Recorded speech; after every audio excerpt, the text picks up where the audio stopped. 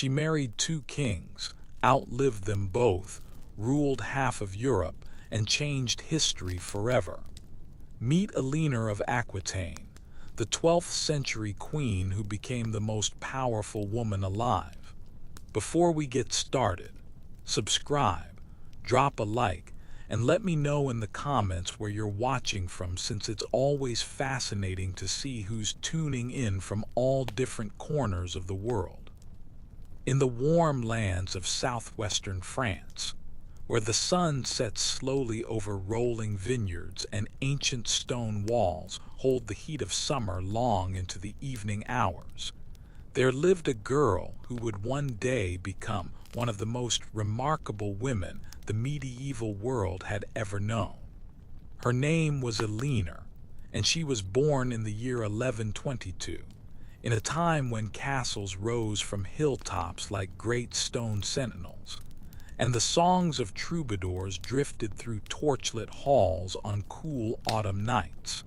The land of her birth was called Aquitaine, and it was a place of extraordinary beauty and wealth. Picture, if you will, a realm that stretched from the river Loire in the north all the way down to the towering peaks of the Pyrenees Mountains in the south. Within these borders lay fertile farmland where grapes grew heavy on the vine, forests thick with deer and wild boar, and coastlines where fishing boats bobbed gently on the sparkling waters of the Atlantic. Eleanor's father was William X, Duke of Aquitaine, a man of considerable power and refined tastes. He ruled over a domain that was larger and wealthier than the lands controlled by the King of France himself. The ducal court at Poitiers was famous throughout Europe for its sophistication and culture. Here, poets and musicians gathered to compose songs of love and chivalry, and the art of courtly romance flourished like nowhere else in the Christian world. The palace at Poitiers was a place of wonder for a young child.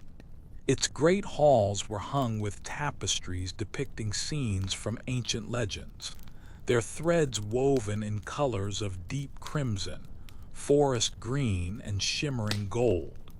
Braziers filled with glowing coals warmed the chambers on winter nights, and the scent of beeswax candles mingled with the fragrance of dried lavender and rosemary strewn among the rushes on the floor. Young Eleanor grew up surrounded by music.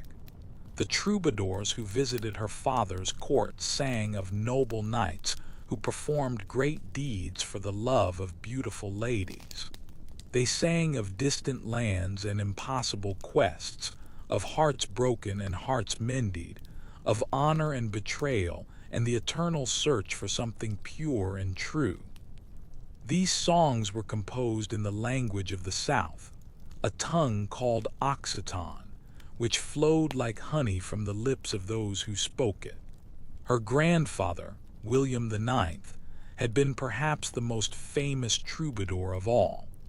He had composed verses that were sung throughout the courts of Europe, witty and sometimes scandalous poems that pushed the boundaries of what was considered proper. From him, the family had inherited a love of art and beauty, a certain fearlessness in the face of convention, and a belief that life was meant to be lived fully and without apology. Eleanor's mother was Enor of Châtellerault, a woman of noble birth who had given her husband 2 daughters before passing from this world when Eleanor was still quite young. The loss of her mother marked the girl deeply, though she rarely spoke of it in later years. In that age, death was a constant companion to the living, visiting rich and poor alike with terrible regularity. Children learned early that the people they loved could be taken from them without warning, and this knowledge shaped them in ways both visible and invisible. After her mother's death, Eleanor became even closer to her father. William X recognized in his eldest daughter a sharp intelligence and a spirited nature that reminded him of his own temperament. He began to include her in the business of governing his great duchy, teaching her the arts of diplomacy and administration that she would need if she were ever to rule in her own right. This was unusual for the time. Most noble girls were taught only the skills considered appropriate for future wives and mothers, the management of a household, the supervision of servants, the basics of reading, and perhaps a little arithmetic. But William saw something special in Eleanor, a capacity for leadership that transcended the limitations placed upon her sex by the customs of the age. She learned to read Latin, the language of the church and of scholarship, as well as her native Aquitaine and the northern French tongue spoken at the royal court in Paris. She studied history and theology, geography and law. She learned which vassals could be trusted and which required careful watching, how to balance the competing interests of powerful nobles, and when to show mercy and when to demonstrate strength. The castle at Poitiers became her schoolroom, and the Duchy of Aquitaine her first great teacher. She rode out with her father on his journeys through his lands, seeing firsthand how a great lord administered justice and maintained order. She watched him settle disputes between quarreling barons, negotiate with representatives of the church, and manage the complex web of obligations and loyalties that held feudal society together. In the evenings, after the business of the day was concluded, Eleanor would sit in the great hall and listen to the troubadours perform. Their songs spoke of a world transformed by love, a world where the passion between a man and a woman could elevate both to something approaching the divine.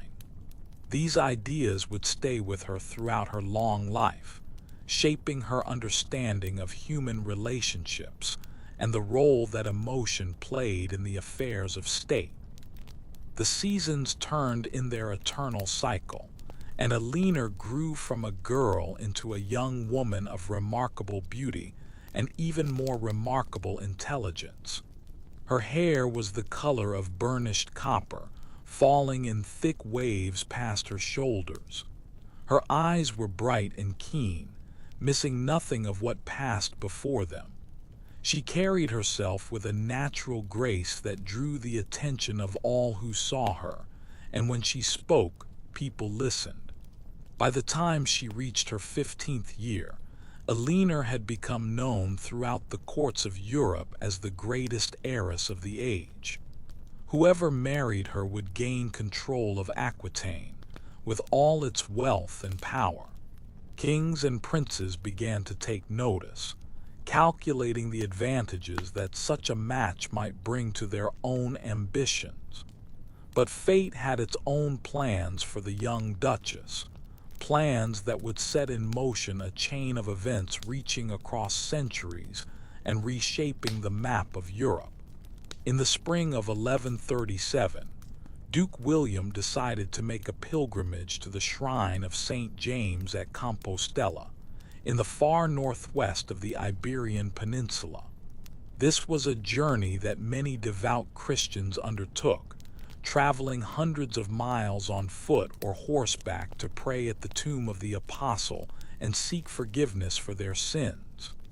William was not a young man, and the journey would be arduous, but he felt the call of faith strongly, perhaps sensing that his time on earth was drawing toward its close.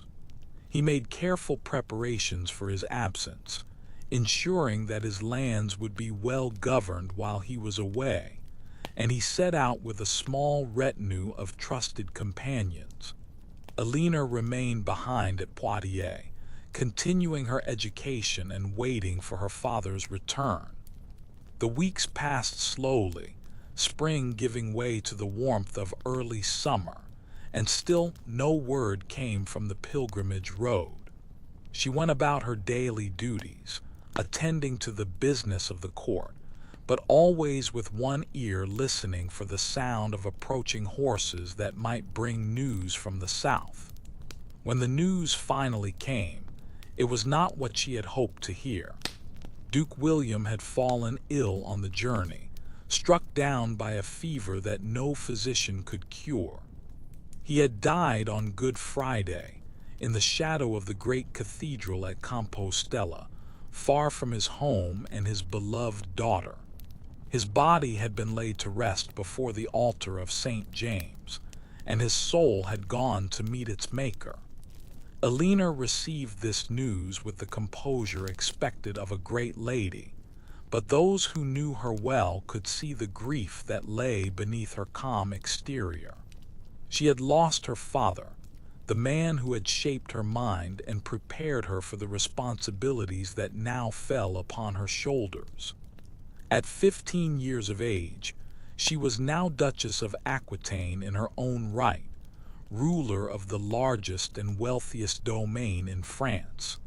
But her father had made one final provision for her future, a provision that would change the course of her life and the history of nations. In his will, William had placed Eleanor under the guardianship of King Louis VI of France, requesting that the king arrange a suitable marriage for his daughter. It was a request that the French monarch was only too happy to fulfill, for he saw in it an opportunity to bring the great Duchy of Aquitaine under the control of the French crown. Within weeks of receiving news of William's death, King Louis had dispatched his own son, also named Louis, southward to Aquitaine with a magnificent escort of 500 knights. The young prince was 17 years old, slender and pale, with the soft hands and gentle manner of one who had been raised for a life in the church rather than on the battlefield. He had been educated in the Abbey of St. Denis, under the watchful eye of the great Abbot Suger, and his piety was renowned throughout the kingdom. The marriage took place on the 25th of July, 1137, in the Cathedral of St. Andre in Bordeaux. It was a grand affair, attended by nobles from throughout Aquitaine and beyond, with feasting and celebration that lasted for many days. Eleanor wore a gown of silk and gold, and jewels sparkled in her copper hair. The young Louis looked upon his bride with a mixture of wonder and something approaching fear, for she was unlike any woman he had ever known. From Bordeaux, the newlywed couple journeyed northward toward Paris, traveling slowly through the summer heat. Along the way, they received word that King Louis VI had died, struck down by a sudden illness just days after his son's wedding. The young prince was now King Louis VII of France, and Eleanor was no longer merely a duchess. She was queen. Paris in the 12th century was a city of contrasts, a place where great beauty and terrible squalor existed side by side within the same narrow streets. The royal palace on the Isle de la Cite, the island in the middle of the Seine, was a fortress as much as a residence, its thick stone walls designed to withstand siege and assault. After the warmth and color of Aquitaine, Eleanor found it cold and cramped, more prison than palace. The young queen quickly discovered that her new life would be very different from the one she had known in the south. The French court was dominated by the church, and the church viewed women with deep suspicion. Eve had brought sin into the world through her weakness and her vanity, or so the priests taught, and all women carried the stain of that original transgression. A queen was expected to be modest and obedient, to support her husband in all things, and to produce heirs who would continue the royal line. Eleanor tried her best to adapt to these expectations, but it did not come naturally to her. She had been raised to think for herself, to speak her mind, and to take an active role in the governance of her lands. The passive role assigned to French queens chafed against everything she had learned in her father's court. Her relationship with Louis was complicated from the beginning. The young king adored his beautiful wife with an almost religious fervor, but he did not understand her. He had been raised to believe that physical passion was sinful, that the body was a prison for the soul, and that the highest form of love was the pure, spiritual devotion of a monk for his God.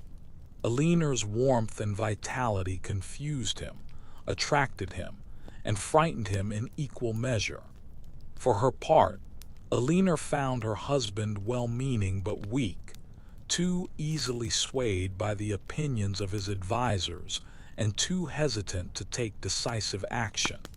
She had hoped to find a partner with whom she could share the responsibilities of rule, but instead she found herself married to a man who seemed more suited to the cloister than the throne. The early years of their marriage were not unhappy, exactly, but they were not fulfilling either. Eleanor threw herself into the role of queen, using her intelligence and charm to navigate the treacherous waters of court politics. She cultivated relationships with powerful nobles, hosted magnificent feasts and entertainments, and tried to bring some of the cultural refinement of Aquitaine to the more austere French court. She also began to exert her influence over her husband, encouraging him to take a more active role in governance and to assert his authority over the fractious nobles who challenged royal power. Louis was not a natural leader, but with Eleanor beside him, he found reserves of courage he had not known he possessed. In 1138, just a year after their marriage, Louis led an army against the Count of Champagne in a dispute over the appointment of a bishop.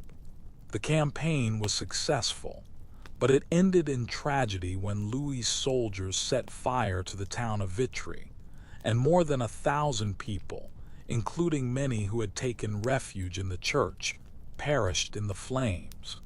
The massacre at Vitry haunted Louis for the rest of his life. He had not ordered the atrocity, but he felt responsible for it nonetheless. His sensitive conscience was tormented by guilt, and he became increasingly withdrawn and melancholic. The priests told him that such a sin could only be expiated through a great act of piety, and Louis began to contemplate a pilgrimage to the Holy Land. Meanwhile, disturbing news was arriving from the East. The Crusader states, those Christian kingdoms carved out of the Levant by the warriors of the First Crusade, were under threat. In 1144, the city of Edessa had fallen to the forces of the Muslim commander Zengi, and there were fears that Jerusalem itself might be next. Pope Eugenius III called for a new crusade, and the great preacher Bernard of Clairvaux traveled throughout France and Germany, stirring up enthusiasm for the holy cause. His sermons were so powerful that men wept openly and rushed forward to take the cross, swearing to journey to the Holy Land and fight for the recovery of Edessa. King Louis was among those who answered the call. Here, at last, was a way to atone for the sin of Vitry, a chance to do something noble and good that might ease the burden of guilt he carried. He announced his intention to lead the French contingent of the crusade, and the preparations began in earnest. What happened next surprised everyone. Eleanor declared that she too would take the cross. She would accompany her husband to the Holy Land, along with a retinue of her ladies-in-waiting and a contingent of knights from Aquitaine. It was almost unprecedented for a queen to join a crusade, but Eleanor was not a woman who liked to be left behind while others went off to have adventures.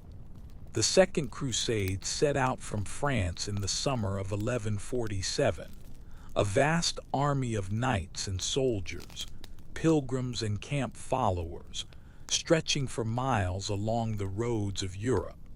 They traveled first to Metz, then down through Germany to the Byzantine Empire, following the ancient routes that earlier pilgrims and crusaders had taken before them.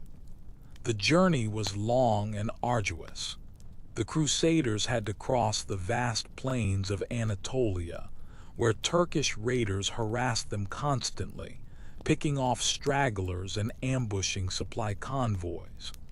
Food and water were scarce, and disease swept through the camp, claiming hundreds of lives.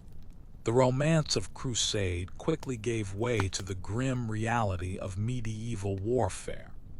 Eleanor endured these hardships with a fortitude that impressed even the hardest veterans. She rode at the head of her Aquitanian knights, refusing the comfort of a litter or wagon, and her presence lifted the spirits of the men who marched under her banner. Whatever her faults, no one could accuse the queen of cowardice. In early 1148, the Crusaders reached the city of Antioch, one of the great Christian outposts in the east. Here, Eleanor was reunited with her uncle Raymond, who ruled the principality as Prince of Antioch.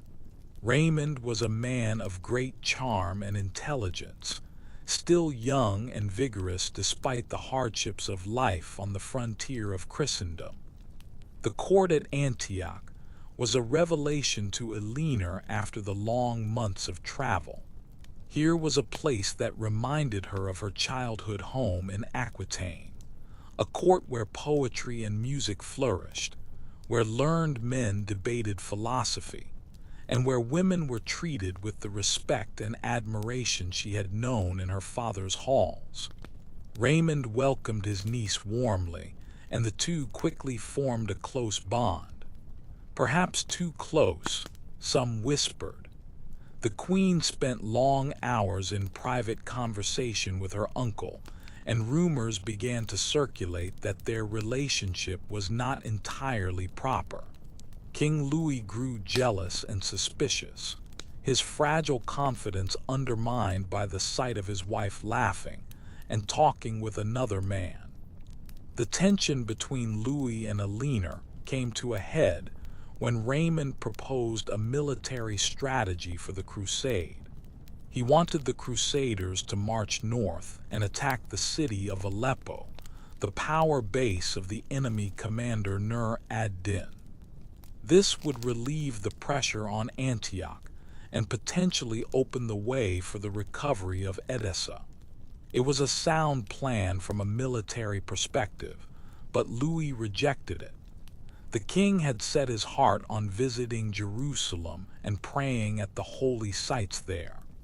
To him, the crusade was primarily a pilgrimage, a spiritual journey that would cleanse his soul of the sin of Vitry. Strategic considerations were secondary to this religious purpose.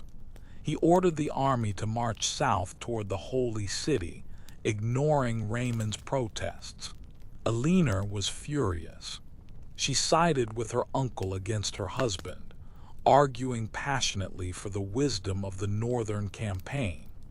When Louis refused to change his mind, she declared that she would remain in Antioch and seek an annulment of their marriage.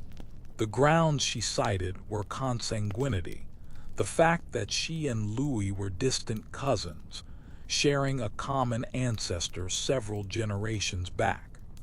This was a direct challenge to Louis's authority, a public humiliation that the young king could not allow to stand. In a rare display of decisiveness, he ordered his soldiers to seize the queen and bring her to his camp by force. Eleanor was taken from Antioch against her will, and the crusade marched south without her uncle's support. The campaign that followed was a disaster. The Crusaders laid siege to the city of Damascus, the wrong target by almost any strategic measure, and were forced to withdraw in humiliation after just 4 days. The Christian kingdoms of the East were left weaker than before, and the reputation of the French king was in tatters. The Second Crusade had achieved nothing except to demonstrate the disunity and incompetence of the Crusaders. Louis and Eleanor returned to France in 1149, their marriage in ruins. They still shared a bed, dutifully attempting to produce the male heir that the kingdom needed, but there was no longer any love between them. Eleanor bore her husband 2 daughters, Marie and Alex, but no sons. The succession remained uncertain, and Louis's advisors whispered that perhaps a new wife might prove more fruitful. For Eleanor, the years following the crusade were a time of deep unhappiness. She was trapped in a loveless marriage, confined to a role that denied her talents and stifled her spirit. The bright promise of her youth seemed to have faded into a gray existence of empty ceremony and unfulfilled longing. She found what solace she could in the company of her daughters and in the cultural life of the court. She patronized troubadours and poets, encouraging the arts that had flourished in her father's time. She maintained contact with her vassals in Aquitaine, ensuring that her southern domains did not forget their absent duchess. But none of this was enough to fill the void at the center of her life. As the years passed, Eleanor began to contemplate the unthinkable. She wanted out of her marriage, wanted to be free of Louis and the French court, wanted to return to Aquitaine and rule her own lands as she had been raised to do. The question was how to achieve this without losing everything she had. The solution came in the spring of 1152, when a council of bishops meeting at Beaugency declared the marriage of Louis and Eleanor null and void on the grounds of consanguinity. The very excuse that Eleanor had raised at Antioch was now accepted by the church, releasing both parties from their vows. Eleanor was free. She was also enormously vulnerable. A wealthy woman without a husband was a target for every ambitious noble in France. Even as she rode south toward her beloved Aquitaine, there were men plotting to intercept her and force her into marriage. She narrowly escaped 2 such attempts, relying on the loyalty of her escort and her own quick thinking to evade her would-be captors. But Eleanor had no intention of remaining unmarried for long. She had already chosen her next husband, a man who was everything that Louis was not. His name was Henry Plantagenet, and he was the Duke of Normandy and Count of Anjou, the most powerful lord in France after the king himself. Henry Plantagenet was a force of nature, a man of boundless energy and fierce ambition, who seemed to exist in a state of perpetual motion. He was stocky and muscular, with reddish hair and gray eyes that could flash with anger one moment and sparkle with humor the next. He spoke several languages fluently, could read and write when many kings were illiterate, and had a memory so formidable that he never forgot a face or a grievance. Eleanor had first met Henry in the summer of 1151, when he came to Paris to pay homage to King Louis for his Norman territories. She had been 30 years old, still beautiful, still full of the vivacity that had captivated courts across Europe. Henry had been 18, already battle-hardened, already plotting the path that would lead him to a throne. Something passed between them during that first meeting, a recognition of kindred spirits perhaps, or simply the magnetic attraction of 2 powerful personalities. Nothing came of it at the time, for Eleanor was still married to Louis, but the memory lingered in both their minds. Now, in the spring of 1152, With her annulment freshly granted, Eleanor sent a message to Henry. Within weeks, he had ridden south to Poitiers, and on the 18th of May, they were married in the cathedral where Eleanor had been baptized as an infant. The ceremony was conducted with unusual speed and secrecy, for neither Henry nor Eleanor wanted to give their enemies time to interfere. The marriage was technically illegal, for both parties were vassals of the French king, and required his permission to wed by marrying without Louis's consent. They were committing an act of rebellion that could justify military action against them.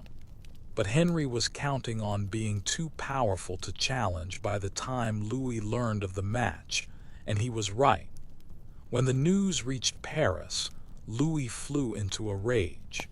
The woman who had been his queen for 15 years was now married to his most dangerous rival, and all her vast lands in Aquitaine had passed with her.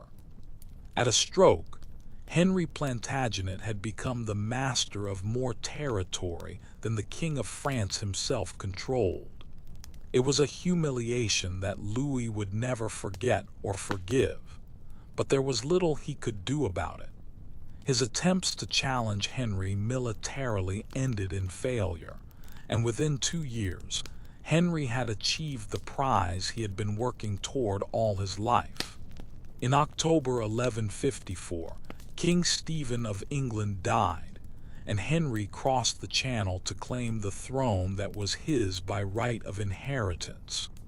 Eleanor accompanied her husband to England, and on the 19th of December, 1154, they were crowned together in Westminster Abbey. Eleanor was queen once again, but this time she was partner to a king who valued her counsel and respected her abilities. Henry was no monk like Louis. He was a man of the world, a warrior and a politician who understood the game of power and knew that his wife could be a valuable ally in playing it. The early years of their marriage were the happiest of Eleanor's life. Henry was a passionate and attentive husband, and Eleanor bore him child after child with a fertility that seemed almost miraculous after her barren years with Louis. William came first, then Henry, then Matilda, Richard, Geoffrey, Eleanor, Joanna, and finally John. 8 children in all, 5 sons and 3 daughters, a dynasty that would reshape the map of Europe. The realm that Henry ruled came to be known as the Angevin Empire, though it was never a true empire in the formal sense. It stretched from the borders of Scotland in the north to the Pyrenees in the south, encompassing England, Normandy, Anjou, Maine, Touraine, and Aquitaine. Henry spent most of his reign traveling constantly from one end of his domains to the other, enforcing his authority, settling disputes, and keeping his fractious vassals in line. Eleanor traveled with him when she could, but increasingly she stayed in England to govern in his absence. She presided over the royal court, issued writs and charters in the king's name, and ensured that justice was administered fairly throughout the realm. She proved to be a capable and effective administrator, earning the respect of the English nobles and churchmen who had initially viewed her with suspicion. When she was not occupied with matters of state, Eleanor devoted herself to the arts. She brought the culture of Aquitaine to the English court, patronizing poets and musicians, encouraging the composition of romances and songs in the courtly tradition. The stories of King Arthur and his knights, which would become so central to English identity, received much of their literary development during Eleanor's years as queen. Her court at Poitiers, where she spent increasing amounts of time as the years went on, became famous throughout Europe as a center of culture and refinement.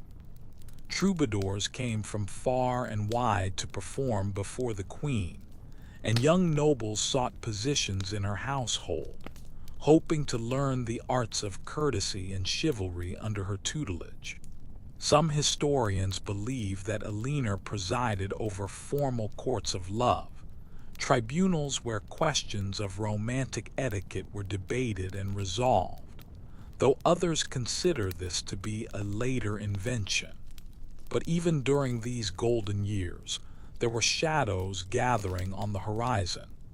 Henry's restless energy and fierce temper made him a difficult man to live with, and as the years passed, the passion between him and Eleanor began to cool. The king took mistresses, as was common for men of his station, and Eleanor bore these infidelities with outward composure.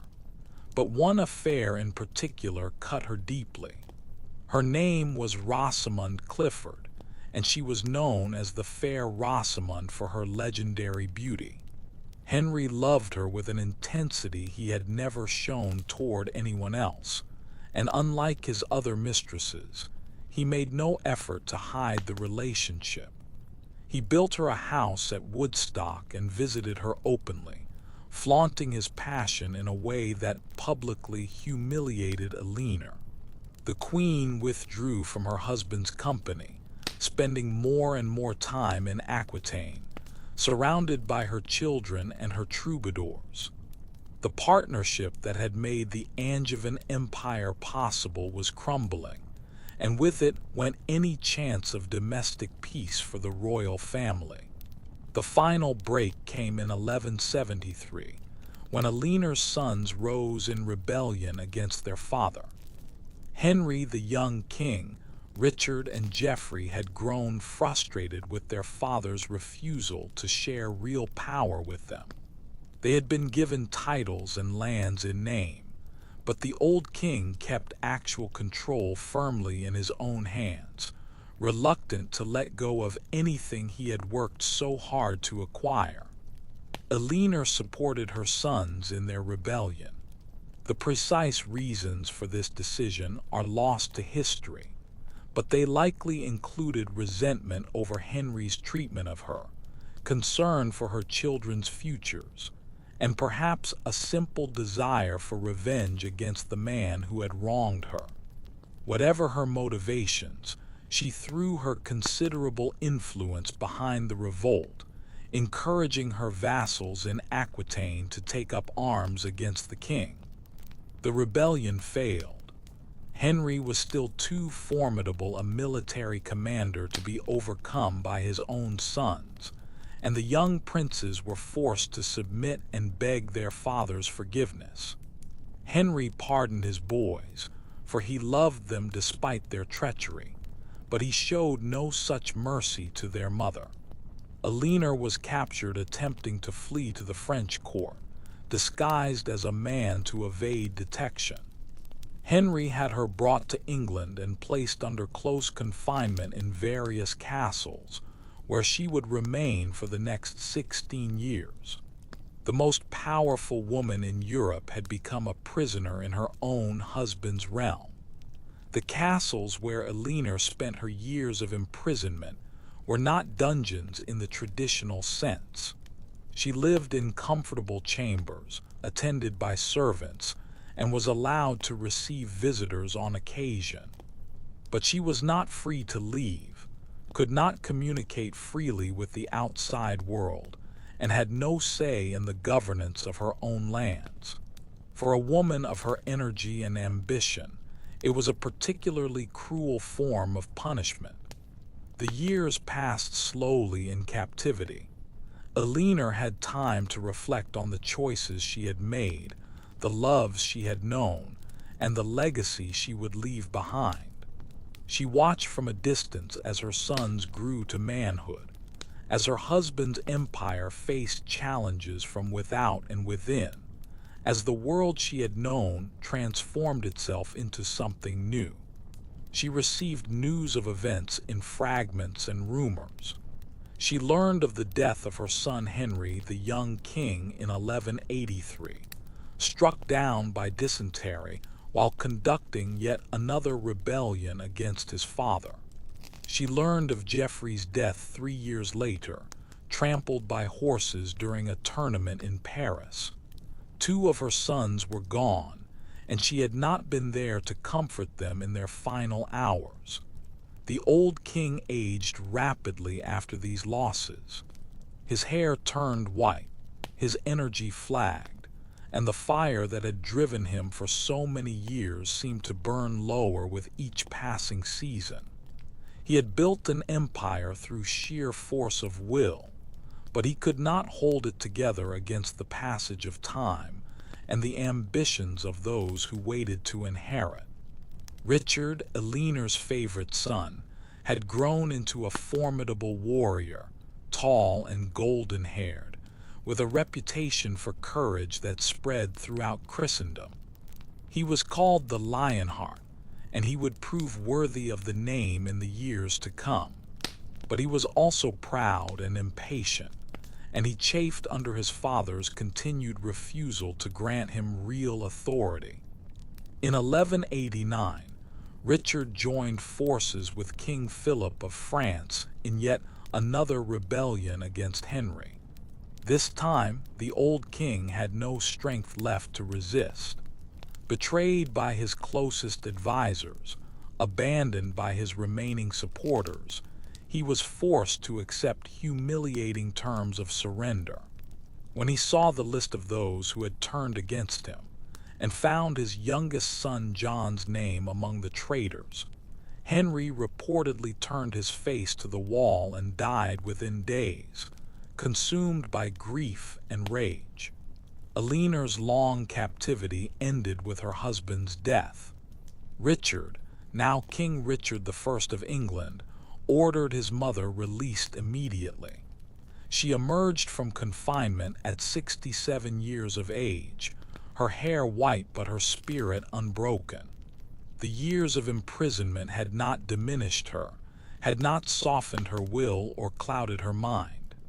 If anything, they had only tempered her, like steel in a forge, making her stronger and more resilient than before.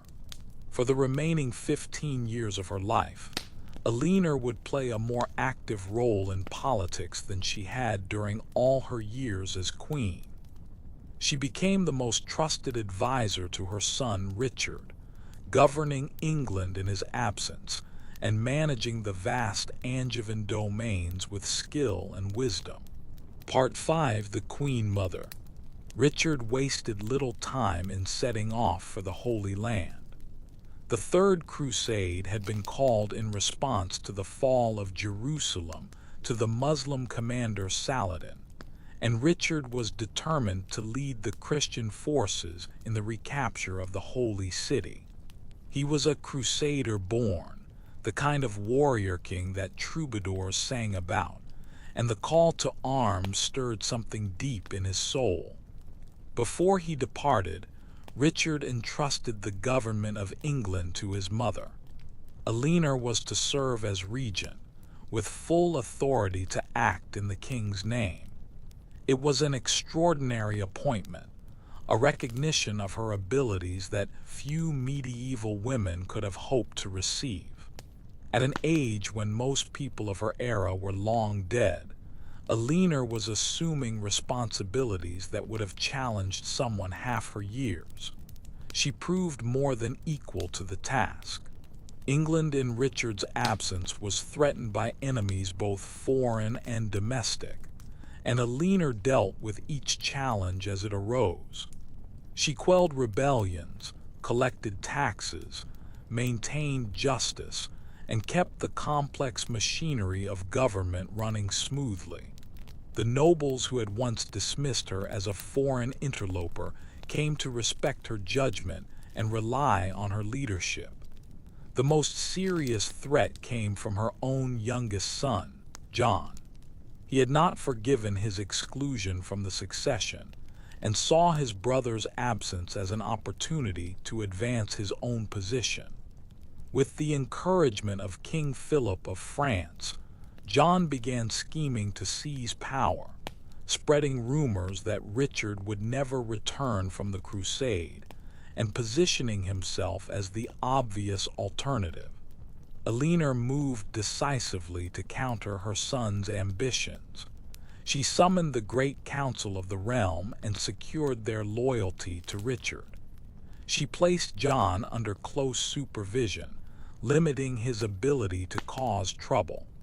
And when news arrived that Richard had been captured on his way home from the Holy Land and was being held for ransom by the Holy Roman Emperor, she took personal charge of raising the enormous sum required for his release.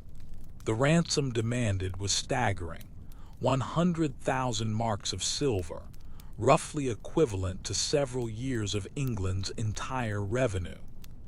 Eleanor organized the collection with characteristic efficiency, extracting contributions from every corner of the realm, melting down church plate, and pawning royal jewels. She also traveled to Germany herself to negotiate with the emperor and ensure that her son would be treated fairly. In February 1194, Eleanor stood on the dock at Sandwich as Richard's ship arrived in England. She had not seen him in 4 years, had not known for many months whether he was alive or dead. But she had never given up, never stopped working for his freedom, and now her efforts had been rewarded. The king was home. Richard spent the next few months reasserting his authority over England and punishing those who had supported his brother's schemes. John threw himself at the king's feet and begged for forgiveness, which Richard granted with a mixture of contempt and affection. Eleanor counseled mercy, knowing that family bonds were stronger than any other, and Richard listened to his mother's advice. But the king could not stay in England long. His empire was under threat from King Philip of France, who had taken advantage of Richard's captivity to seize several important castles in Normandy. The two monarchs who had once been friends and crusading companions were now bitter enemies, locked in a struggle for control of the French territories that formed the heart of Angevin power. Richard crossed to the continent and spent the remaining years of his life at war.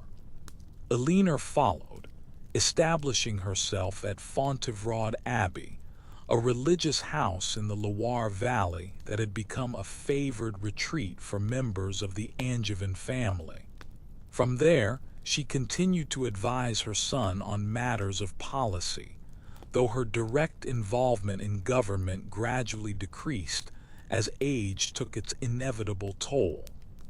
In March 1199, Richard was besieging a minor castle in the Limousin when a crossbow bolt struck him in the shoulder. The wound became infected, and within days the Lionheart was dead.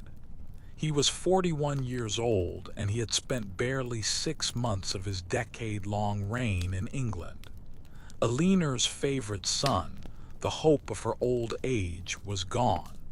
The Queen Mother received the news at Fontevraud and immediately sprang into action. Richard had died without legitimate children, and the succession was uncertain. There were 2 possible heirs: Eleanor's surviving son John and her grandson Arthur of Brittany, and both had their supporters among the Angevin nobility. A succession crisis could tear the empire apart, destroying everything that Henry and Eleanor had built together. Eleanor chose to support John, despite all the trouble he had caused over the years. He was her son, and he was an adult capable of ruling in his own right, while Arthur was still a boy under the influence of the French king. She threw her considerable influence behind John's claim, traveling through Aquitaine to secure the loyalty of her vassals and persuading wavering nobles to recognize her son as Richard's rightful heir. Her efforts succeeded, at least in the short term. John was crowned King of England in May 1199, and the Angevin Empire passed into his hands. But the new king lacked his brother's military genius and his parents' political skill. The empire that had taken generations to build would crumble within a few short years. Eleanor retreated to Fontevraud after John's coronation, seeking the peace and contemplation that the abbey offered. She was nearly 80 years old, had outlived most of her contemporaries, and had seen more of life than anyone could reasonably expect. The end was approaching, and she knew it. But even in her final years, Eleanor could not entirely withdraw from the world. When John's position was threatened by rebellion or invasion, she emerged from retirement to defend the family's interests. In 1200, she undertook an extraordinary journey across the Pyrenees to fetch her granddaughter Blanche from the court of Castile, escorting the girl north to marry the heir to the French throne. It was a diplomatic masterstroke, creating a link between the Angevin and Capetian dynasties that would help preserve the peace. The journey exhausted her. She had traveled thousands of miles in her life, from Aquitaine to Paris, from Paris to Constantinople, from Constantinople to Jerusalem, from Jerusalem back to France, from France to England, and countless times back and forth across the territories that her husbands had ruled. Now at last her traveling days were over. In the spring of 1202, Arthur of Brittany launched an invasion of Aquitaine with French support. Eleanor, who was staying at the castle of Mirabeau, found herself besieged by her own grandson's forces. She sent urgent messages to John, who rode through the night with a small force and surprised the besiegers at dawn. Arthur was captured, along with many of his supporters, and Eleanor was rescued from what could have been a humiliating captivity. It was the last great crisis of her life. Arthur disappeared into John's custody and was never seen again, almost certainly murdered on his uncle's orders. The scandal that followed damaged John's reputation irreparably and hastened the collapse of his continental empire. Eleanor had saved her son once more, but she could not save him from himself. She returned to Fontevraud and took the veil, becoming a nun in the final months of her life. It was a common practice for noble women of the age, a way of preparing the soul for the judgment that awaited. Whether Eleanor believed in the teachings of the Church with the fervor of a true devotee or simply followed convention, we cannot know. She kept her innermost thoughts to herself, as she had done throughout her long life. Eleanor of Aquitaine died on the 31st of March, 1204, at the age of 82. She was buried at Fontevraud Abbey, beside her husband Henry and her son Richard, the tomb marked by a painted effigy that shows her lying peacefully with an open book in her hands. The book is a symbol of her learning and culture, a reminder of the role she played in preserving and promoting the arts during her remarkable life. Part 7. The world she left behind. The empire that Eleanor had helped build did not long survive her death. Within a few years, John had lost Normandy, Anjou, and most of the other continental territories to King Philip of France. Only Aquitaine remained in English hands, and even there, royal authority was challenged by local nobles who saw an opportunity to assert their independence. But Eleanor's influence extended far beyond the political arrangements of her time. The culture she had patronized, the ideals of courtly love and chivalry that had flourished in her courts, shaped European civilization for centuries to come. The stories of King Arthur and his knights, which she had encouraged, became the foundation of a literary tradition that continues to this day. The concept of romantic love as an ennobling force, a passion that could transform and elevate those who experienced it, owes much to the troubadours who performed in her halls. Her descendants would sit on thrones throughout Europe. Her granddaughter Blanche became Queen of France and regent for her son Louis IX, one of the most revered monarchs in French history. Her great-grandson Edward I was one of England's most effective kings, a warrior and lawgiver whose reign shaped the nation for generations. Through the complex intermarriages of medieval royalty, Eleanor's blood flows in the veins of virtually every European royal family. More than this, Eleanor provided an example of what a woman could achieve in an age that placed severe limitations on female ambition. She was Queen of France and Queen of England, Duchess of Aquitaine in her own right, regent and counselor to kings, patron of the arts and mother of kings. She survived imprisonment and betrayal, outlived most of her children and both her husbands, and remained active and influential into her 9th decade of life. Her story is not without its shadows. She made choices that led to war and suffering, supported rebellions that caused death and destruction, and may have been complicit in actions that we would today consider crimes. She was a woman of her time, shaped by the values and assumptions of the medieval world, and we should not expect her to conform to modern standards of morality. But within the constraints of her era, Eleanor pushed against every boundary she encountered. She refused to accept the passive role assigned to women, insisted on being heard and respected, and carved out a space for herself in a world dominated by men. Her life was a testament to the power of intelligence, determination, and sheer force of will. As we follow the thread of Eleanor's life from beginning to end, certain patterns emerge that speak to truths beyond the specific circumstances of her time. These are the lessons that her story offers to those who take the time to listen. First, there is the power of education.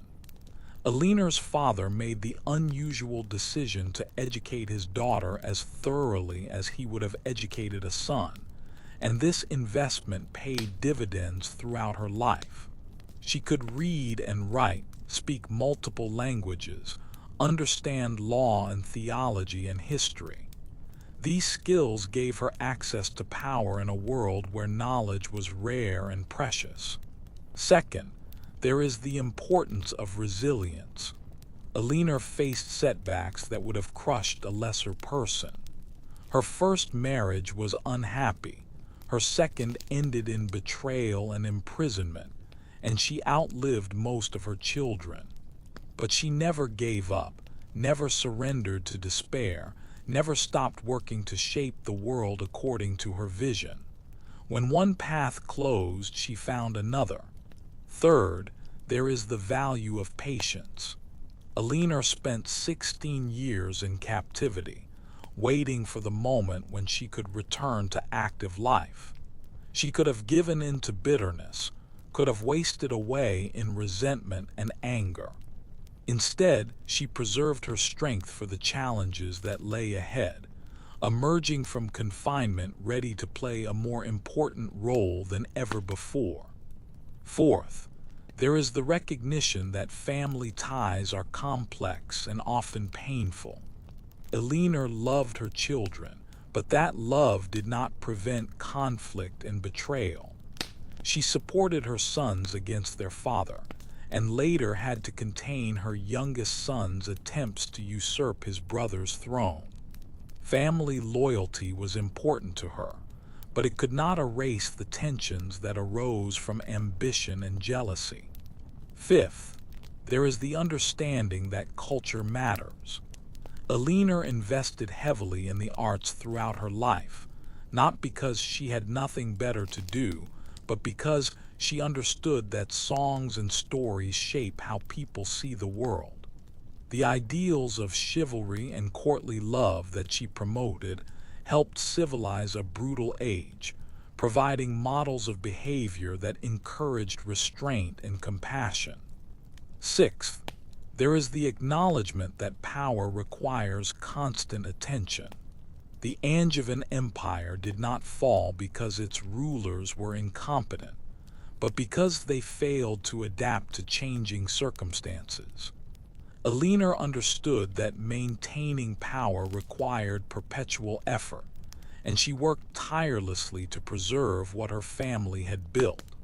When she could no longer do so, the edifice began to crumble. Finally, there is the acceptance of mortality.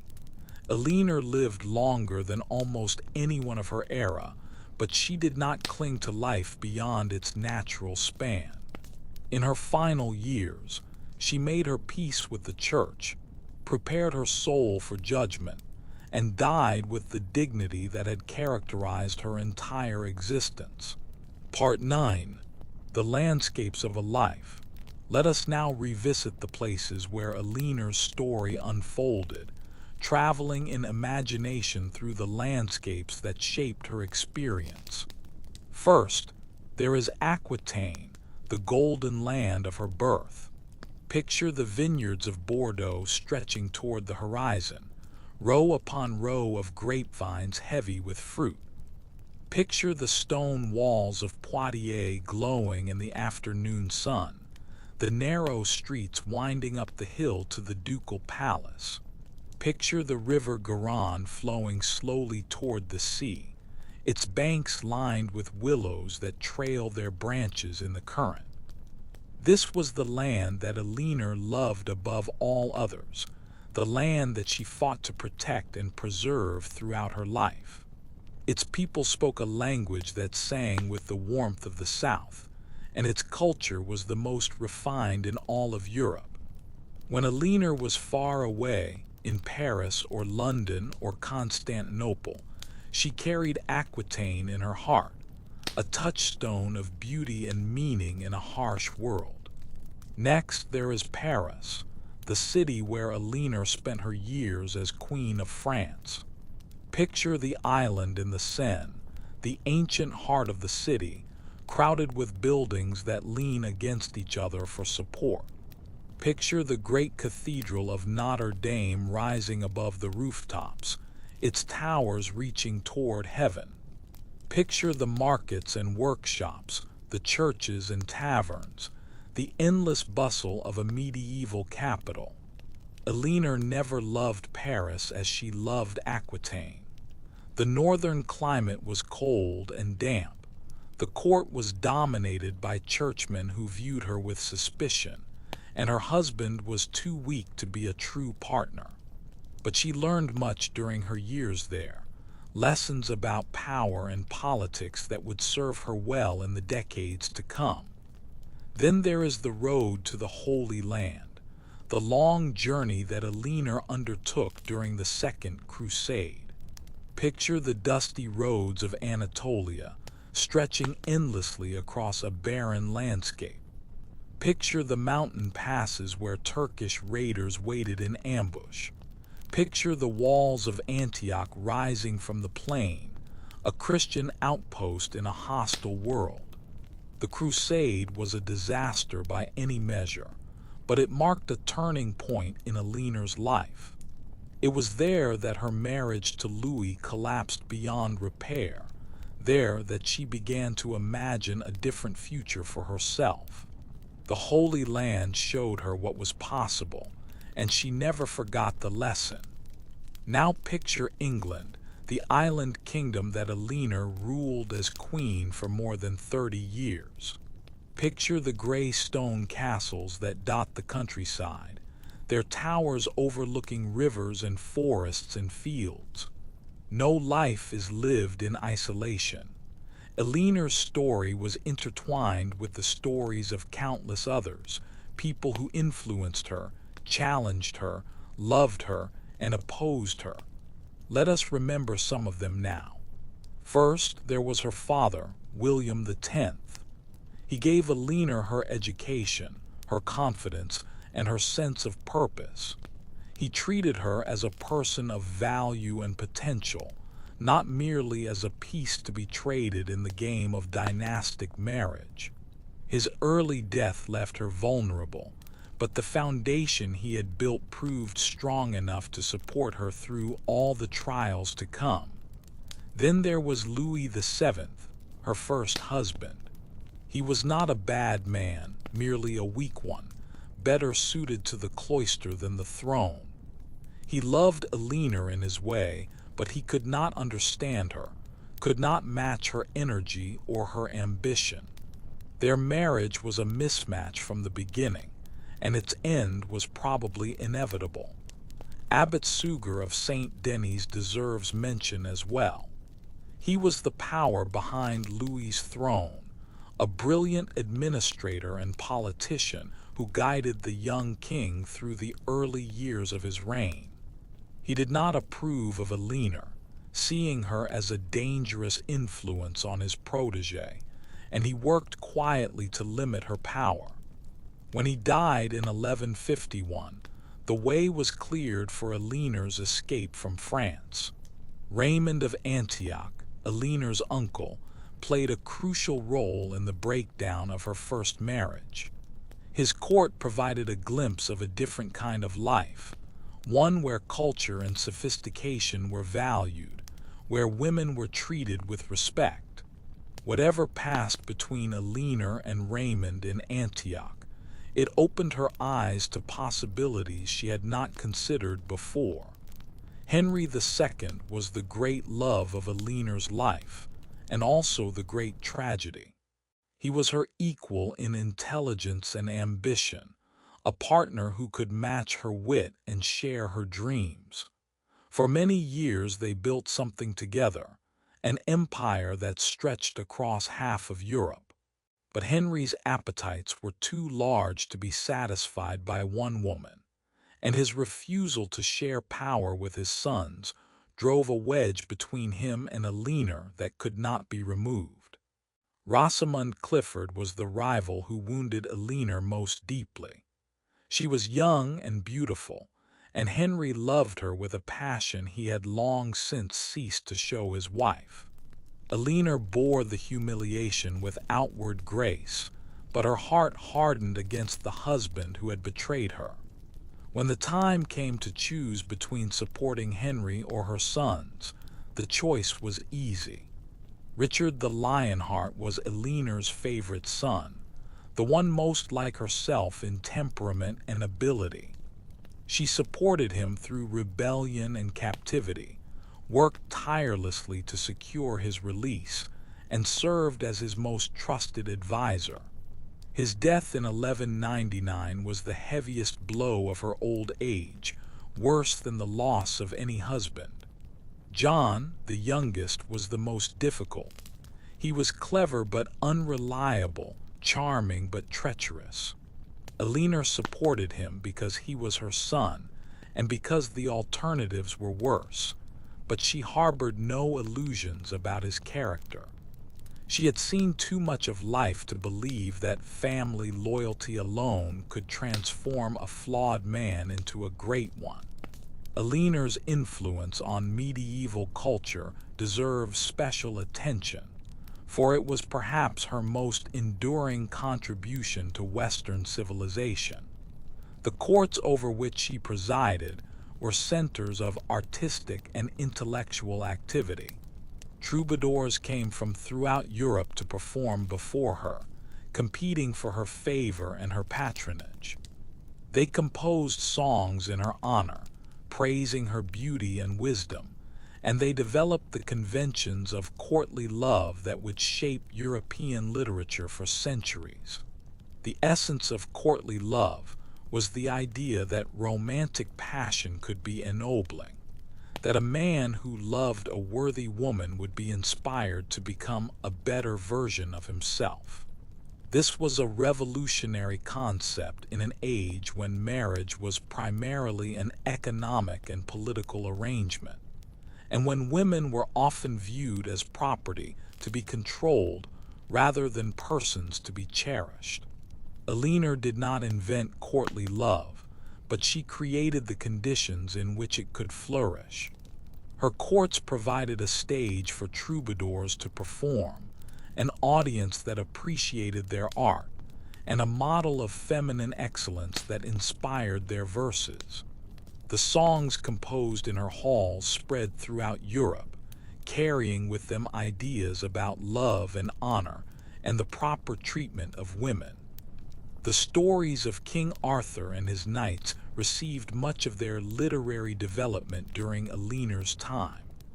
Earlier versions of the Arthurian legends existed, but it was in the 12th century that they were transformed into the elaborate romances we know today. Writers like Cresson de Troyes, who worked at the court of Eleanor's daughter Marie of Champagne, created the tales of Lancelot and Guinevere, Percival and the Holy Grail that would captivate audiences for generations. These stories were not merely entertainment.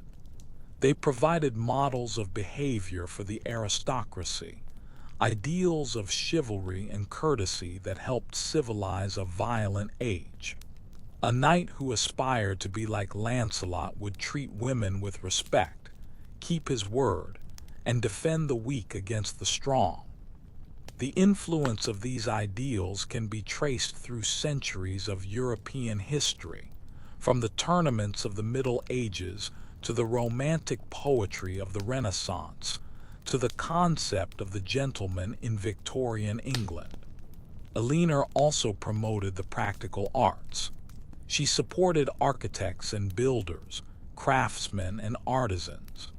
The great age of cathedral construction that reached its peak in the 13th century had its roots in the patronage of rulers like Eleanor, who understood that beautiful buildings could inspire devotion and demonstrate power. The Gothic cathedrals of France and England, with their soaring arches and jewel-like stained glass, are monuments to a cultural moment that Eleanor helped create. Education was another of her concerns. Eleanor ensured that her children received the best possible training, not just in warfare and governance, but in literature and philosophy as well. Her sons could read and write in multiple languages, appreciated music and poetry, and understood the importance of culture as a tool of statecraft. This emphasis on education was passed down through generations, contributing to the gradual spread of learning that would eventually transform European society. To understand Eleanor's life fully, we must understand the world in which she lived. The 12th century was a time of great change and upheaval, a period when the foundations of modern Europe were being laid. The church was the dominant institution of the age, claiming authority over every aspect of life from birth to death and beyond. Popes commanded the allegiance of kings, bishops administered vast estates, and monasteries served as centers of learning and charity. The conflict between secular and religious authority was the central political drama of the era, and Eleanor navigated this conflict throughout her life. Feudalism structured social relationships. Lords granted land to vassals in exchange for military service and political support. Vassals owed loyalty to their lords, but they also had rights that could not be arbitrarily violated. This system created a web of obligations and dependencies that bound society together, though it also generated endless disputes and conflicts. Warfare was endemic. Kings fought to expand their territories, nobles fought to increase their power, and everyone fought to defend what they had. The knight in armor was the dominant military technology of the age, and the castle was the primary means of defense. Sieges could last for months or even years, and battles were bloody, chaotic affairs where death came quickly to the unlucky or unskilled. Travel was slow and dangerous. Roads were poor, bandits were common, and disease lurked in every town and village. A journey from England to the Holy Land took months under the best circumstances, and many who set out never returned. Eleanor's extensive travels were exceptional for anyone of her age, and they testify to her remarkable energy and determination. Life expectancy was short by modern standards. Many children died in infancy, women frequently died in childbirth, and infectious diseases could sweep through a population with devastating effect.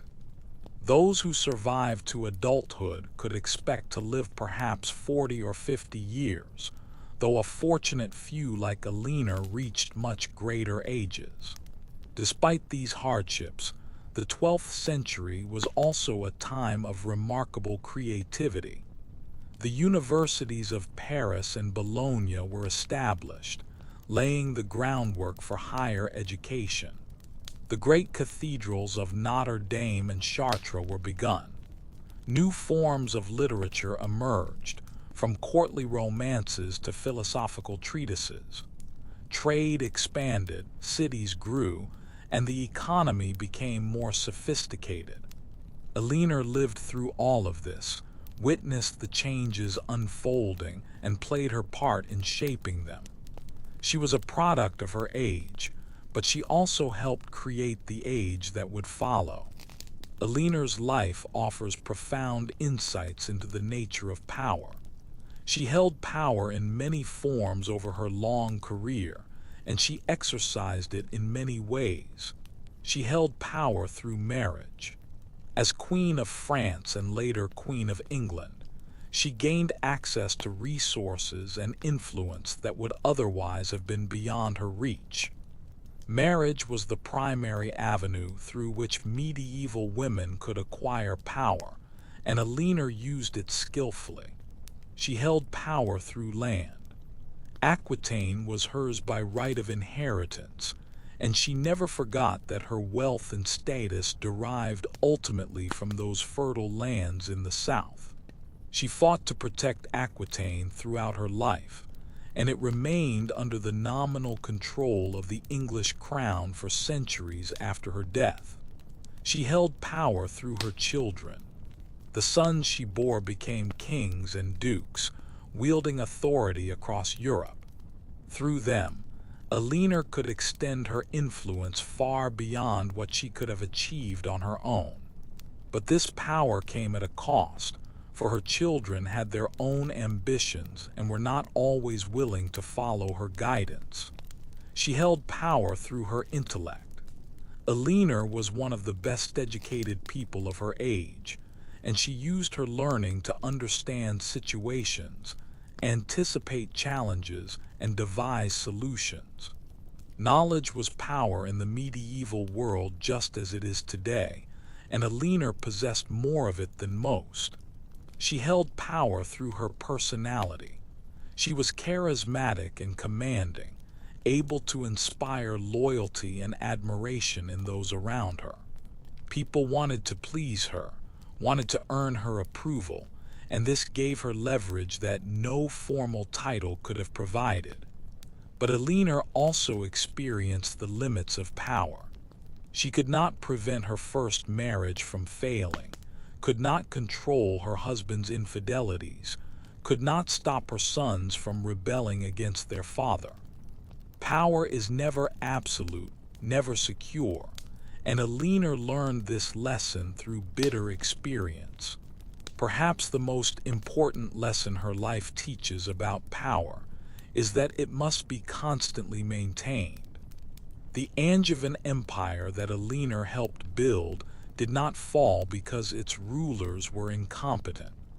It fell because the effort required to hold it together was simply too great to sustain over generations. Power is not something that can be acquired once and possessed forever. It must be defended, renewed, and adapted to changing circumstances. Why does Eleanor's story still matter, more than 800 years after her death. What can we learn from a woman who lived in a world so different from our own? Perhaps the most important lesson is simply that extraordinary lives are possible. Eleanor faced constraints that we can barely imagine, yet she refused to accept the limitations placed upon her. She insisted on being more than what society expected, and she achieved more than anyone thought possible for a woman of her time. This does not mean that she was perfect, or that we should imitate her in all things. She made mistakes, caused harm, and left suffering in her wake. She was a woman of her era, with all the prejudices and blind spots that implies. But within the boundaries of her world, she pushed as far as she could, and that pushing made a difference. Her story also reminds us of the importance of persistence. Eleanor faced setbacks that would have defeated most people. She lost her first kingdom, was imprisoned by her second husband, and outlived most of her children. But she never gave up, never stopped working toward her goals, never surrendered to despair. This resilience is perhaps her most admirable quality.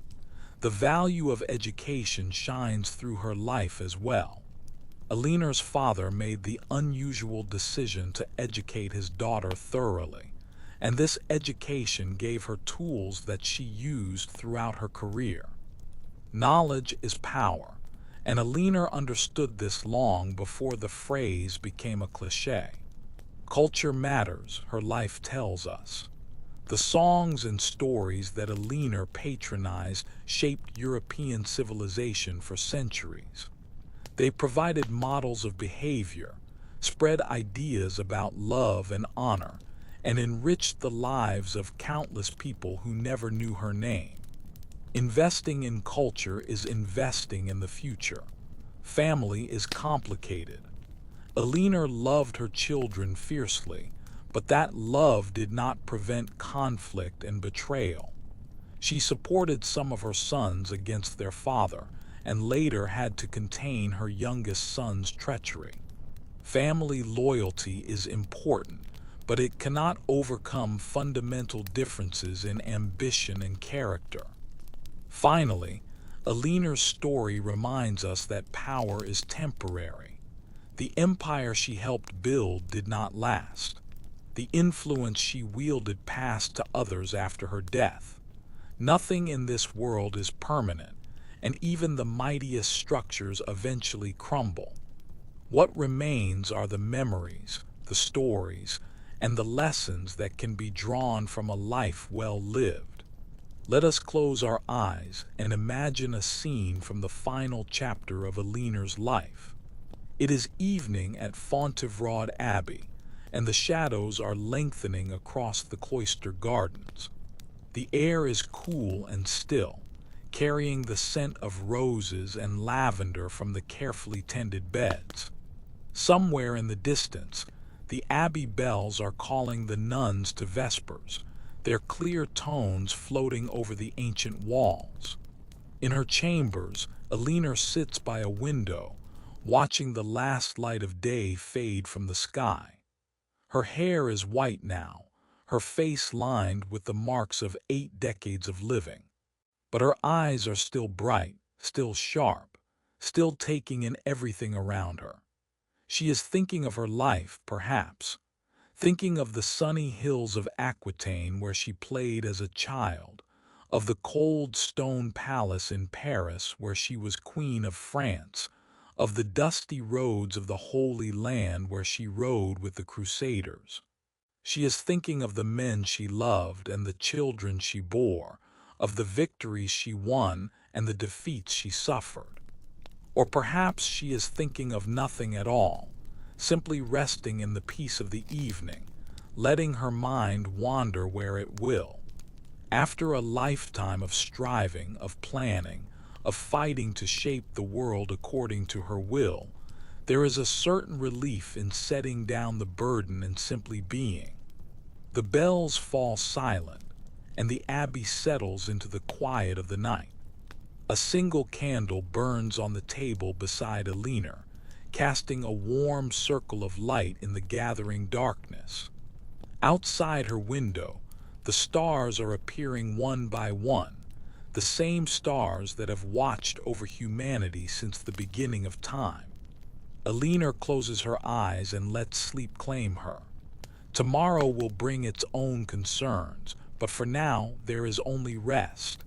The great queen, the duchess, the crusader, the prisoner, the mother of kings is at peace. If you were to visit Fontevraud Abbey today, you would find it much changed from Eleanor's time. The French Revolution swept away the religious community that had lived there for centuries, and the buildings were converted to other uses. For many years, the abbey served as a prison, its graceful arches and peaceful gardens witnessing scenes that would have horrified its founders. But the tombs remain. In the great church of the abbey, 4 stone effigies lie side by side, their painted surfaces dimmed by time but still recognizable. Here is Henry II, his royal robes carved in careful detail. Here is Richard the Lionheart, his sword at his side. Here is Isabella of Angoulême, John's queen, who chose to be buried here among her husband's family. And here is Eleanor herself, a book open in her hands, her face serene in eternal repose. The book is a fitting symbol. Eleanor was a woman of learning, a patron of literature, a believer in the power of words to shape minds and change worlds. In death as in life, she is associated with knowledge and culture. Visitors come from around the world to stand before these tombs, to pay their respects to the Plantagenet dynasty, and to reflect on the lives of those who lie here. They come to see history made tangible, to touch the stone that marks the resting place of kings and queens. Eleanor would appreciate the attention, won suspects. She was never a modest woman, never content to fade into the background. Even in death, she commands the stage, draws the eye, demands to be remembered. And we do remember her. After 800 years, her story still has the power to inspire and instruct. She was not a saint, not a model of virtue to be imitated in all things. But she was remarkable, undeniably remarkable, and her life expanded the boundaries of what was thought possible for a woman of her time. In the tradition of Eleanor's own courts, let us imagine a song that might have been sung in her honor. Not a real song from the 12th century, but one that captures the spirit of the troubadours who performed before her. Listen now to the tale of a lady fair, born in lands of sun and southern air.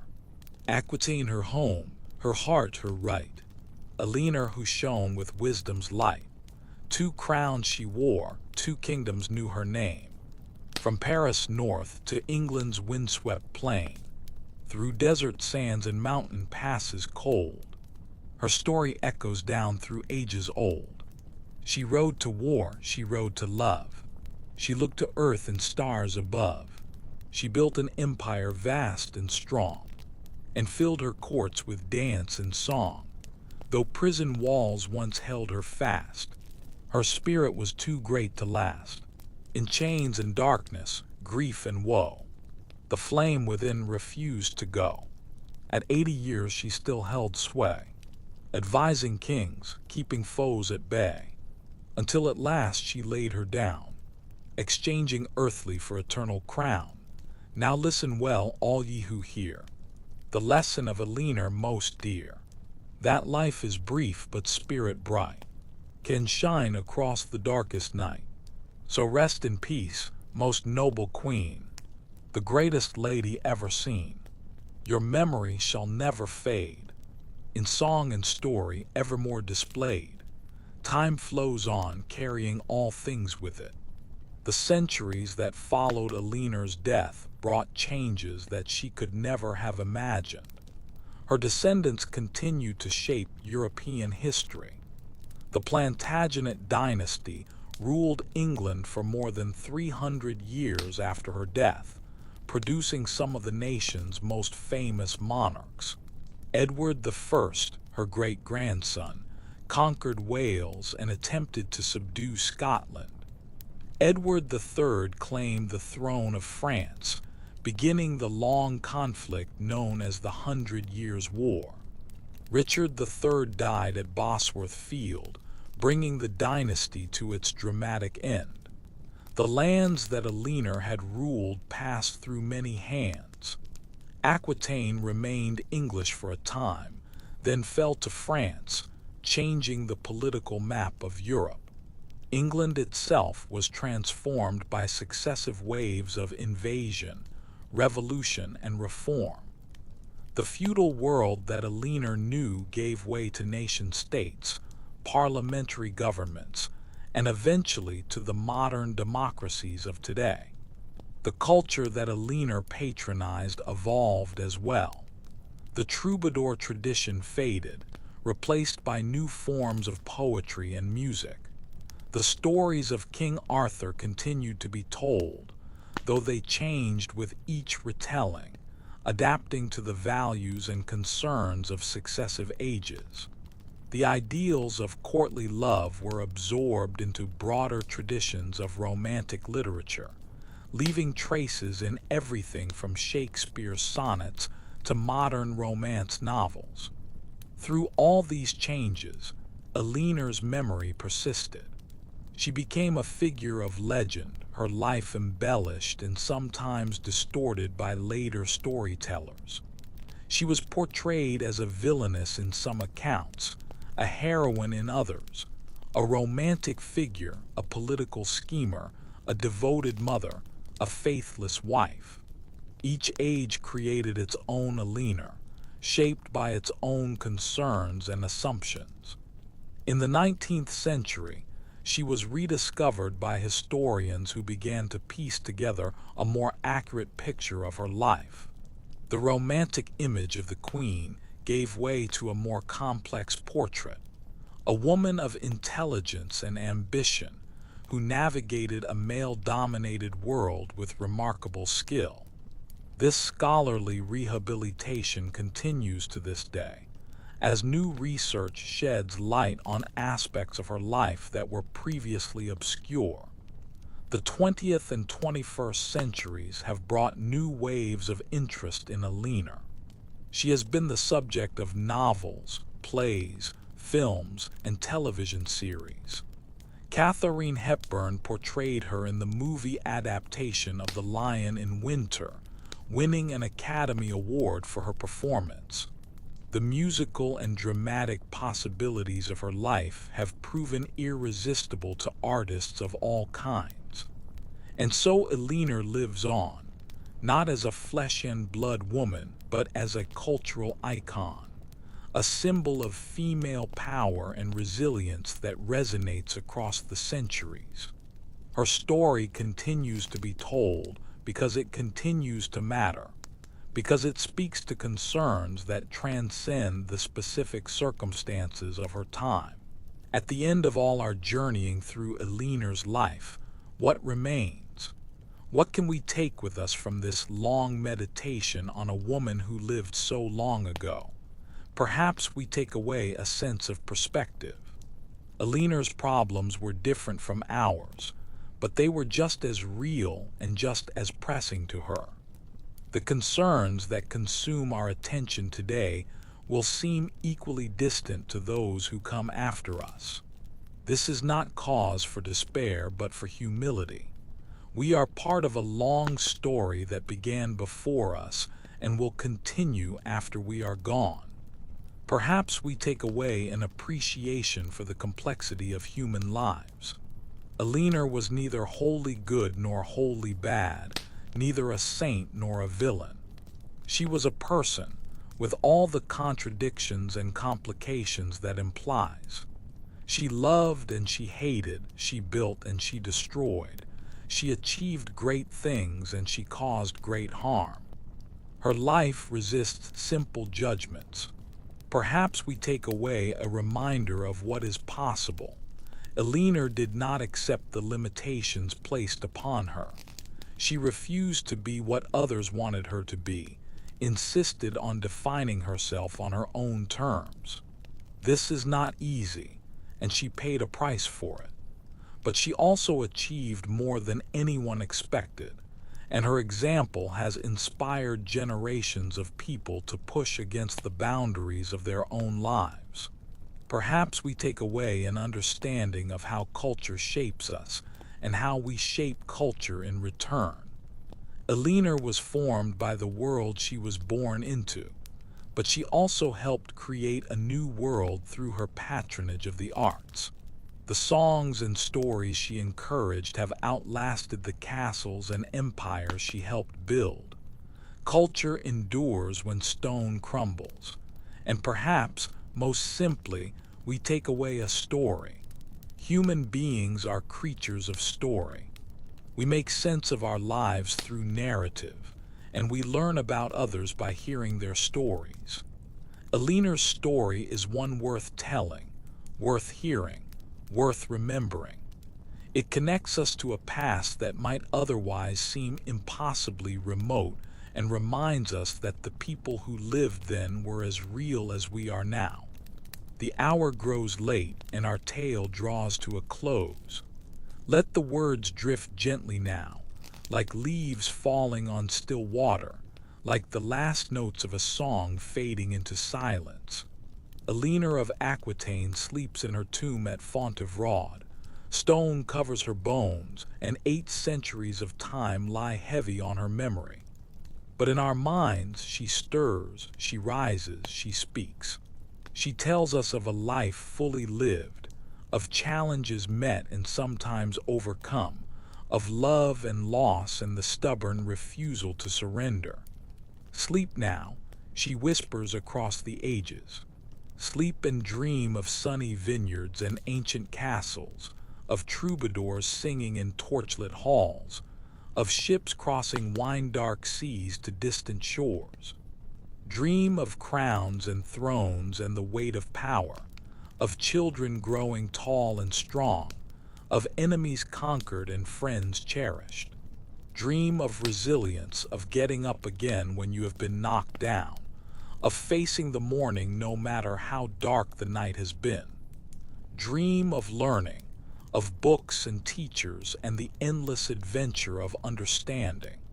Dream of beauty, of art and music and all the things that make life worth living. And when you wake, remember that you too are living a story that will one day be told.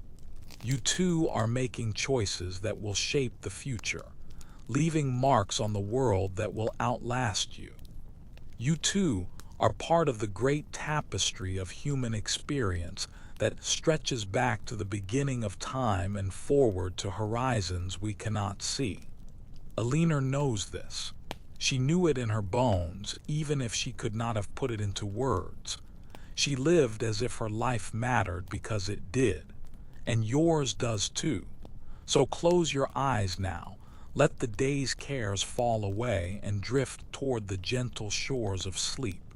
The stars that watched over Eleanor still watch over you. The same moon that shone through her window shines through yours. The story continues, and you are part of it. Let us return one more time to the beginning, to the land where Eleanor's story started. Imagine a morning in Aquitaine, centuries ago, when the world was young and full of possibility. The sun rises slowly over the eastern hills, painting the sky in shades of pink and gold. Mist lies in the valleys, soft and white, like cotton spread across the green fields. The vineyards are coming to life, workers moving among the rows with their baskets and pruning hooks, beginning the endless labor that will eventually produce wine for tables across Europe. In the castle at Poitiers, a girl is waking. Her nurse has already been in to open the shutters and let in the fresh morning air.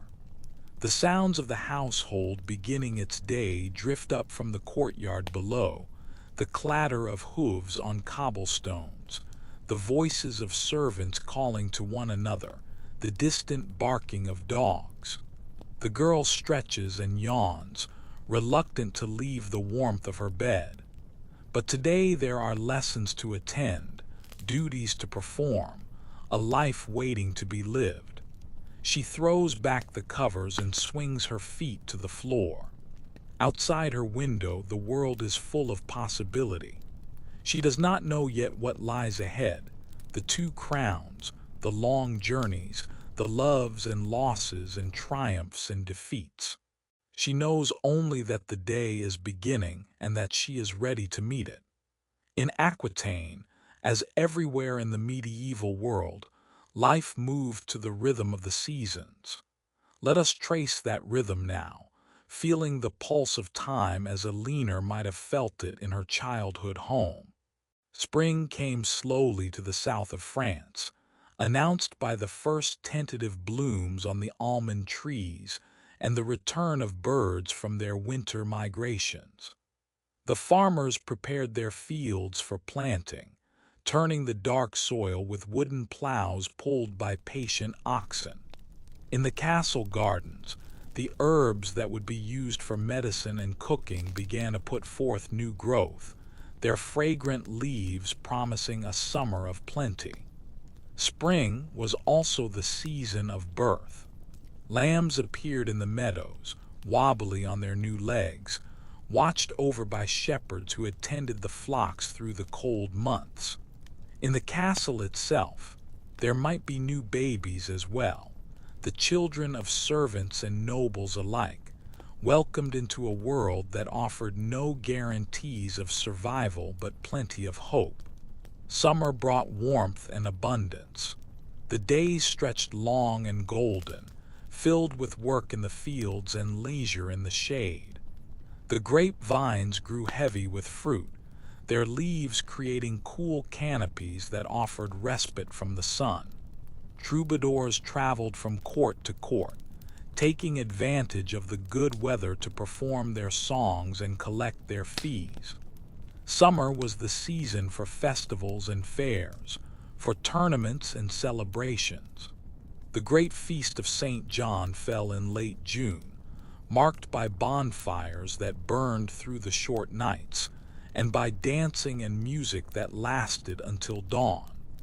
It was a time of joy and plenty, when even the poorest could forget their troubles for a day and join in the general merriment. Autumn was the harvest season, the busiest time of the year for farmers and workers. The grapes were picked and pressed, their juice flowing into barrels where it would ferment into wine. The grain was cut and threshed, the kernels stored in granaries against the hungry months to come. Apples and pears were gathered, some eaten fresh and others preserved in various ways.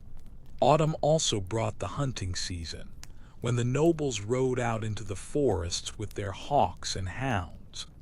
The deer and wild boar that had fattened through the summer were now fair game, and the fresh meat was welcome after months of salted provisions.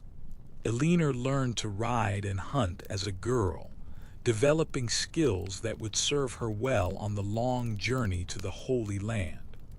Winter was a time of darkness and cold, of huddling close to fires and telling stories to pass the long nights. The fields lay fallow, the trees were bare, and the landscape took on a stark beauty. It was a time for reflection, for looking inward, for considering the mysteries of life and death that the Church taught were at the heart of human existence. Winter was also Christmas, the great feast of the Christian calendar, when the birth of Christ was celebrated with special masses and festive meals. The castle at Poitiers would have been decorated with greenery, candles would have blazed from every corner, and the songs of the season would have echoed through the halls. For Eleanor, it was a time to be with family, to remember those who had been lost, and to look forward to the year to come. And then the cycle began again. Spring followed winter, summer followed spring, autumn followed summer, and winter came once more. The rhythm was eternal, or seemed so, connecting the people of the 12th century to all who had come before and all who would come after. In the medieval world, memory was an art that had to be cultivated and practiced. There were few books, and those that existed were expensive and difficult to obtain. Most knowledge was passed down through oral tradition, from teachers to students, from parents to children, from one generation to the next. Eleanor would have been trained in the techniques of memory from an early age. She would have learned to create mental images that helped her recall information, to organize her thoughts into ordered structures that made them easier to retrieve. These skills were essential for anyone who wanted to participate in the governance of a kingdom, for the laws and precedents that guided decision-making existed primarily in the memories of those who knew them. The troubadours who performed at Eleanor's court were masters of memory. Their songs were complex compositions that had to be memorized word for word, note for note. A single performance might last for hours, telling a story that unfolded through dozens of verses, each building on what had come before.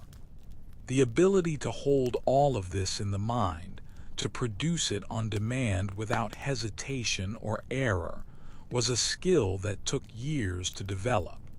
Memory also played a crucial role in religion. The prayers and liturgies of the church had to be learned by heart, and many of the faithful could recite long passages of scripture from memory. The repetition of these familiar words created a kind of meditation, a way of entering into communion with the divine that transcended mere intellectual understanding. For Eleanor personally, memory would have been both a blessing and a burden. The happy memories of her childhood in Aquitaine sustained her through the difficult years in Paris and the long captivity in England. But the painful memories, the betrayals and losses and disappointments, were always there too, waiting to surface when she least expected them. As she grew older, Eleanor would have found that her memories took on a different quality. The distant past became clearer while recent events grew hazy.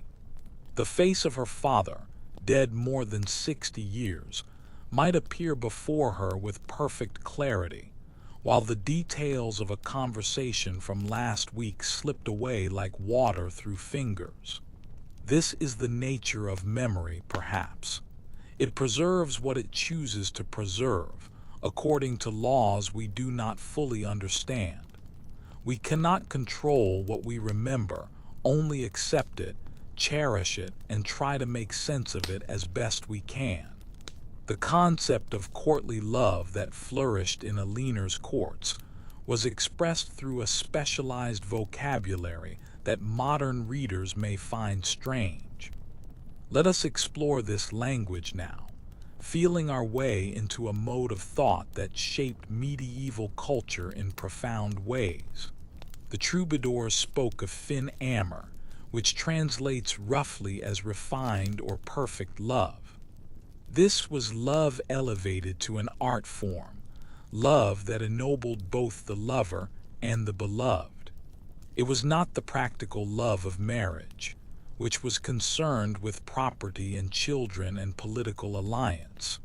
It was something higher, purer, more difficult to attain. The beloved in troubadour poetry was typically called the damna, a word that could mean lady but also carried connotations of lordship and power. The lover approached his damna as a vassal approached his lord, pledging service and devotion in exchange for the lady's favor. This reversal of the usual power dynamics between men and women was one of the revolutionary aspects of courtly love. The lover's devotion was expected to be absolute and all-consuming. He would perform great deeds to prove his worthiness, endure any hardship to earn his lady's smile.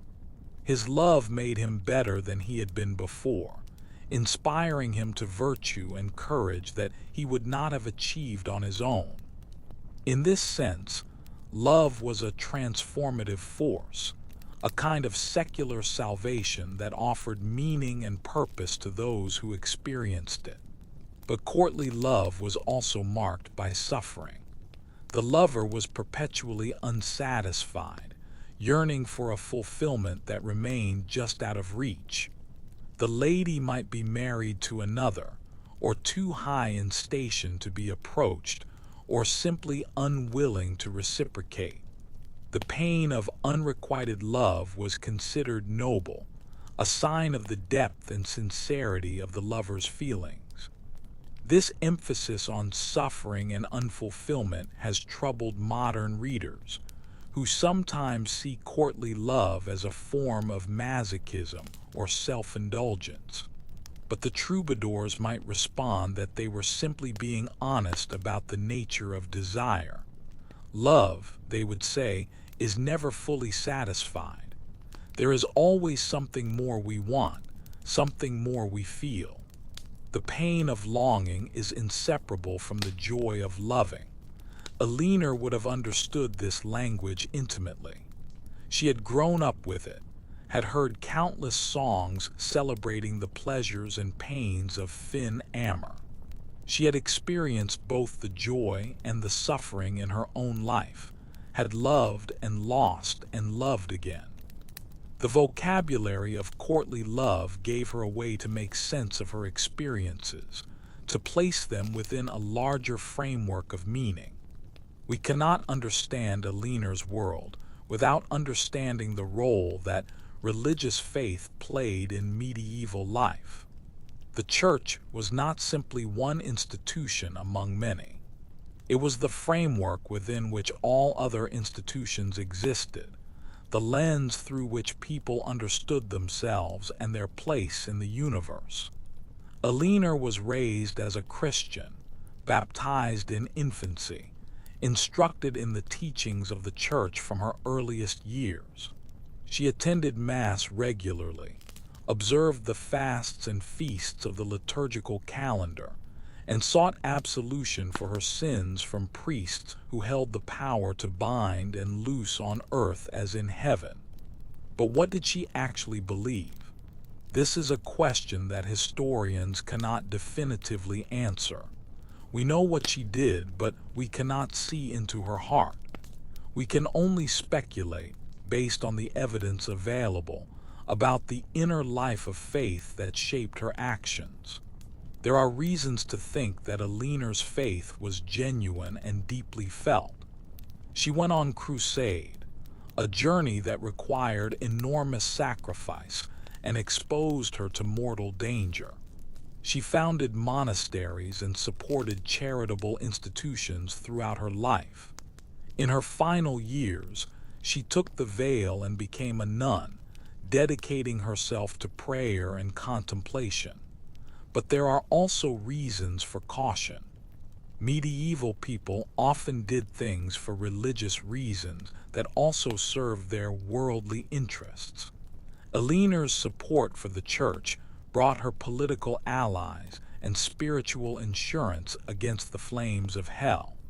Her decision to become a nun may have been less about faith than about finding a peaceful place to end her days.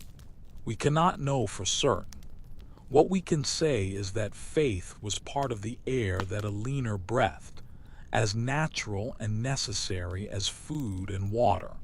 She lived in a world where the existence of God was taken for granted, where heaven and hell were as real as Paris and London, where the fate of the soul was the most important question a person could ask. Whatever the specific content of her beliefs, this framework shaped her understanding of herself and her world. And perhaps that is enough. Perhaps the question of whether Eleanor was a true believer or a cynical manipulator misses the point. Faith in the Middle Ages was not a private matter of individual conscience, as it has become in the modern West. It was a communal practice, a shared language, a way of organizing society and making sense of experience. Eleanor participated in this practice throughout her life, and it left its mark on her in ways that are still visible 800 years later. Growing old in the Middle Ages was a rare experience. Most people died young, carried off by disease or violence or the simple hardships of daily life. Those who survived to old age were regarded with a mixture of respect and unease, living reminders of mortality in a world that offered few certainties. Eleanor was fortunate to live into her 9th decade, but this good fortune came at a cost. She buried 2 husbands, both of whom she had loved in different ways. She buried most of her children, including the beloved Richard, whose death in 1199 was perhaps the heaviest blow of her old age. She watched the empire she had helped build begin to crumble, saw the work of a lifetime threatened by forces she could not control. The physical toll of age would have been considerable as well. Her joints would have ached on cold mornings, her eyes would have dimmed, her hearing would have faded. The energy that had carried her across continents and through decades of political struggle would have ebbed, leaving her tired in ways that rest could not cure. But there is also a kind of freedom that comes with age. The old are released from many of the obligations that bind the young. They have nothing left to prove, no ambitions left to pursue. They can speak their minds without fear of consequence, can share the wisdom they have accumulated over a lifetime. Eleanor in her final years may have felt this freedom. She no longer had to manage the complex politics of 2 kingdoms, no longer had to balance the competing demands of husband and children. She could live quietly at Fontevraud, surrounded by the peace of the abbey, preparing her soul for the journey that awaited. The question of death would have been ever present. Medieval Christians were taught to think constantly about their mortality, to remember that their time on earth was short and judgment was certain. The art of dying well was considered one of the most important skills a person could learn, for the manner of one's death might determine the fate of one's soul for all eternity. Eleanor would have prepared for death carefully, confessing her sins, receiving the last rites of the church, making provision for prayers to be said for her soul after she was gone. She would have thought about the life she had lived, the good she had done and the harm she had caused, the people she had loved and the enemies she had made. And she would have hoped, as all Christians hoped, for mercy at the final judgment. After all the words that have been spoken, let us rest for a moment in silence. Let the mind grow still, the breathing slow, the body relax into the support of bed or chair or floor. Silence was a precious commodity in the medieval world. The bustle of daily life filled the hours with noise, the sounds of work and play, of argument and laughter, of bells calling the faithful to prayer. Only in certain places, at certain times, could true quiet be found. The monasteries were islands of silence in a noisy world. The monks and nuns who lived there observed periods of strict silence, communicating only through gestures and written notes. This discipline was intended to create space for prayer and contemplation, to allow the still small voice of God to be heard amid the clamor of human concerns. Eleanor would have known this silence in her final years at Fontevraud. After a lifetime of noise, of courts and councils and the clash of armies, the quiet of the cloister must have seemed both strange and welcome. Here at last she could think, could remember, could be still. In silence, the past returns. The faces of those we have known appear before us, vivid and present despite the years that separate us from them. We hear their voices, feel their touch, remember moments of joy and sorrow that we thought we had forgotten. Silence is a doorway to memory, a way of reconnecting with all that we have been. In silence, too, we become aware of ourselves in a new way. The constant chatter of the mind grows quiet, and we perceive what lies beneath. We feel the beating of our hearts, the rise and fall of our breath, the simple miracle of being alive. This awareness can be frightening, for it reminds us of our mortality. But it can also be comforting, connecting us to something larger than our individual selves. Eleanor in her silence would have had time for both fear and comfort. She had lived a full life, but she had also done things that troubled her conscience. She had supported rebellions that caused death and suffering, had schemed and plotted and sometimes betrayed. The silence gave her time to reckon with these memories, to seek forgiveness, to make what peace she could with her own history. And now, in our own silence, we can honor her memory, not with words or analysis, but simply with attention. We can hold her life in our minds, feel the weight of all those years, and acknowledge the mystery of existence that her story represents. As sleep approaches, the boundary between waking and dreaming grows thin. The mind begins to wander, following paths that the rational daylight self would never choose. Images arise unbidden, fragments of memory and fantasy mingling in strange and beautiful ways. Perhaps you dream of Eleanor tonight. Perhaps she appears before you, not as an old woman lying in state at Fontevraud, but as she was in her prime. Her copper hair gleams in the torchlight, her eyes sparkle with intelligence and wit. She is dressed in a gown of deep blue silk, embroidered with golden thread that catches the light as she moves. She speaks to you, though you cannot quite make out the words. Her voice is warm and low, with a trace of the southern accent she never entirely lost despite her years in the north. She gestures toward something you cannot see, inviting you to follow. You follow, and the dream shifts around you. Now you are in a great hall, surrounded by troubadours who sing songs of love and chivalry. The music is beautiful, though strange to your ears, following patterns and modes that have been forgotten for centuries. You feel yourself beginning to understand, to hear the beauty that medieval listeners heard. The dream shifts again. You are on horseback, riding through a landscape of olive trees and vineyards. The sun is warm on your face, the air carries the scent of lavender, and somewhere in the distance you can hear the sound of bells. This is Aquitaine, Eleanor's homeland, and you understand why she loved it so.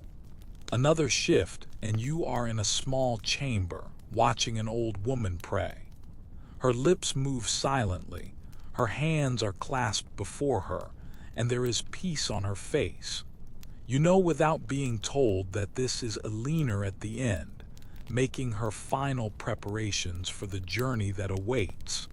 You want to speak to her, to ask her what she has learned in all her years of living, but you sense that words would be an intrusion. She looks up, and for a moment your eyes meet. In that gaze is all the wisdom of a lifetime, all the joy and sorrow, all the love and loss. She smiles, a small smile that says she understands, that she forgives, that everything will be all right. And then the dream fades, and you drift deeper into sleep, carrying with you the gift of that smile. The world turns on its axis, carrying us all through the endless cycle of day and night. As you rest, the stars wheel overhead, the same stars that Eleanor saw through her window at Fontevraud, the same stars that have watched over humanity since the beginning of time. The world was old when Eleanor was born, and it has grown older still since her death. Empires have risen and fallen. Technologies have transformed the conditions of daily life. Ideas have emerged and been challenged and replaced. The medieval world that shaped Eleanor would be almost unrecognizable to us, just as our world would be almost unrecognizable to her. And yet, in some ways, nothing has changed. People still love and lose, still strive for power and suffer its burdens, still seek meaning in a universe that offers no easy answers. The questions that Eleanor asked herself in her quiet moments are the same questions we ask ourselves today. Who am I? What matters? How should I live? These questions have no final answers, and perhaps that is the point. Each generation must wrestle with them anew, must find its own way through the darkness toward whatever light it can discover. Eleanor found her way imperfectly, with many wrong turns and dead ends, but she found it, and her example can help us find ours. The turning world carries us forward, whether